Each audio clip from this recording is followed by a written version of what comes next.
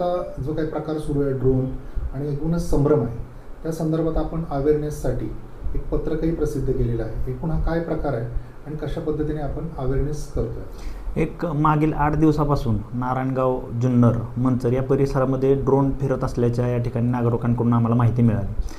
त्या अनुषंगाने आम्ही नारायणगाव पोलीस स्टेशनच्या हद्दीमध्ये ज्या ज्या ठिकाणी ड्रोन दिसतील अशी आम्हाला ग्राम सुरक्षा दलाच्या माध्यमातून माहिती मिळेल त्या ठिकाणी आम्ही एक तात्काळ आमच्या पोलीस स्टेशनच्या टीम तयार करून एक 4 टीम आम्ही तयार केलेल्या आहेत. ज्या ठिकाणी कुठे ड्रोन दिसल्याची बातमी मिळेल त्या ठिकाणी आम्ही तात्काळ पोलीस स्टेशनची टीम रवाना करत असतो. त्या टीममध्ये आम्ही एक आमचं टेक्निकलचं काम पाहणारे जे अंमलदार आहेत त्या व्यतिरिक्त ज्यांचे पर्सनल ड्रोन आहेत तर ते ड्रोन धारक जे आपले पोलीस मित्र आहेत त्यांना देखील आपण त्या प्रत्येक टीममध्ये एकेकाला इन्व्हॉल्व केलेला आहे. आणि लगेच आम्ही ज्या ठिकाणी ड्रोनची माहिती मिळेल त्या ठिकाणी आम्ही जाऊन खात्री करत असतो. परंतु आम्ही ज्या ठिकाणी गेलो आत्तापर्यंत त्या ठिकाणी प्रत्येक वेळी आम्हाला ते ड्रोन काय आम्हाला पोलीस म्हणून तर आम्हाला ते समोर दिसले, नागरिकांना दिसलं असं नागरिकांचं म्हणणं आहे. परंतु पोलीस म्हणून आम्ही ज्या ठिकाणी गेलो त्या ठिकाणी आम्हाला अद्याप कधी ड्रोन दिसलेलं नाही. परंतु तरीही आम्ही म्हणजे त्या गोष्टीचं विश्वास ठेवून आम्ही त्या ठिकाणी खात्री करण्याचं काम चालू आहे.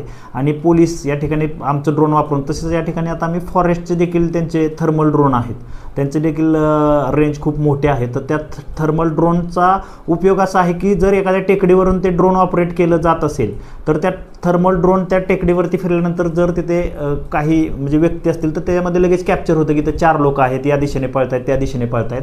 तर आपण फॉरेस्ट विभागाची देखील यामध्ये मदत घेत आहोत. आणि अशा प्रकारे जर व्यक्ती कोण अनधिकृतरित्या जर ड्रोन फिरवत असेल तर त्यामध्ये आपण त्यांच्यावरती कारवाई करण्याची तजवीज ठेवलेली आहे. आत्ताच्या दरम्यान चोऱ्या पण होण्याचं प्रमाण असं सांगितलं जाते लोकांना, तर काही चोऱ्या वाढल्या किंवा असं काय प्रकार? आता मी ज्या पद्धतीने हे प्रकरण हाताळतोय किंवा आम्ही ज्या पद्धतीने आम्ही पोलीस स्टेशनची यंत्रणा काम करते, आम्हाला या भागामध्ये ड्रोनचा वापर करून कुठेही चोरी झाल्याचं या ठिकाणी निष्पन्न झालेलं नाही. बऱ्याच वेळा असं लोकांमध्ये होतं की चोर आले, परंतु एकदाही ड्रोन वापरून कुठेही या परिसरामध्ये तरी चोरी झाल्याचं निष्पन्न झालं. त्यामुळे माझं नागरिकांना आव्हान आहे की ह्या ड्रोनचा वापर चोरी करण्यासाठी होतोय असा कुणीही गैरसमज करू नये किंवा तशा अफवा पसरू नये. तसं काय तुम्हाला ड्रोन दिसल्यास आमची पोलीस यंत्रणा तुम्हाला 15 मिनिटाच्या आतमध्ये तुम्हाला आमचा तात्काळ रिस्पॉन्स भेटणार आहे. आणि असं कुठलेही कृपा करून कुणीही अफवा पसरवू नयेत अशी माझी तुम्हाला विनंती आहे. ओके सर, काय सांगाल की हे जे ड्रोन आहे हे रात्रीच्या वेळी फिरवले जात आहेत, त्याचं मॅपिंग होणार आहे किंवा कोणी असं ड्रोनच्या डिटेक्शनसाठी आपण काय करणार आहे किंवा कोणी फिरवले तर त्याच्यावर कारवाई होणार आहे? आता याच्यामध्ये आपण गव्हर्नमेंटची काही निर्देश आहेत की ड्रोन पोलिसांची आणि जी यंत्रणा ठरवून दिल्या त्या यंत्रणेशिवाय कुणीही परमिशन घेतल्याशिवाय ड्रोन फिरवू नये.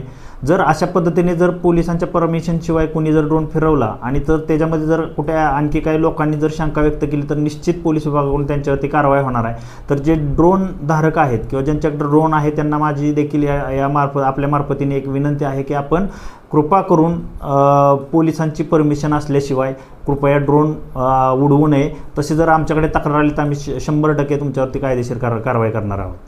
आणि माझं नागरिक म्हणतात का ड्रोन उडताना आम्हाला दिसते ते तुम्हाला कळवतात, नंतर तुम्ही तिथं जातात परंतु तुम्हाला ते ड्रोन आढळत नाही.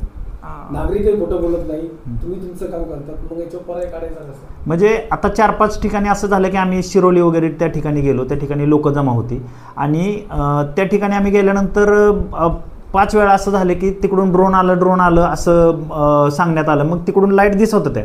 मग आमच्याकडे एक ॲप आहे फ्लाईट ट्रॅकर म्हणून हे ॲप आहे.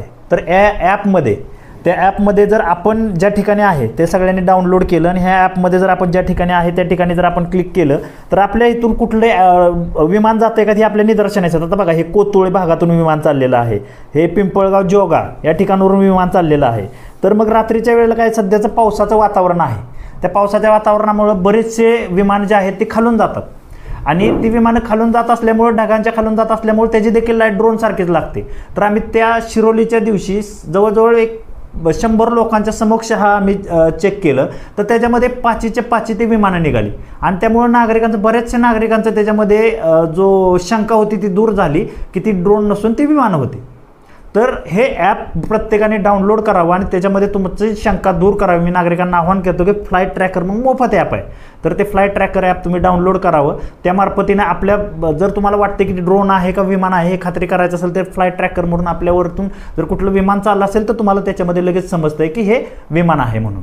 तर माझ्या नागरिकांना ती देखील विनंती राहील की तुम्ही ते ॲप कंपल्सरी डाउनलोड करावं. आणि अजून एक महत्त्वाची सूचना आहे की बऱ्याच वेळा असं होतं की बाबा ते ड्रोन कोणतरी फिरवते म्हणून, कुठल्या गाड्या येत आहेत म्हणून लोक एखाद्या गाडीचा पाठलाग करतायत किंवा संशयित लोक दिसले म्हणून त्यांचा पाठलाग करून त्यांना मारहाण वगैरे होण्याचं देखील काही ठिकाणी आढळून आलेलं आहे. तर माझं नागरिकांना ते एक आव्हान आहे की जर तुम्हाला असं कोण संशयितरित्या जर फिरताना आढळलं किंवा काही त्यांच्याकडे संशयात वस्तू आढळल्या तर तुम्ही कुणी त्यांना मारहाण न करता आमच्याशी संपर्क साधा. आम्ही त्यांच्यावरती कायदेशीर कारवाई करू. परंतु आपण मारहाण केली त्याच्यामध्ये त्यांचं काय जीवाला धोका होऊ शकतो, मॉब लिंचिंगचा प्रकार होऊ शकतो आणि आपल्याला नागरिकांना अडचणी येऊ शकतात. तर कृपया कुणी पोलिसांवरती आपण विश्वास ठेवावा.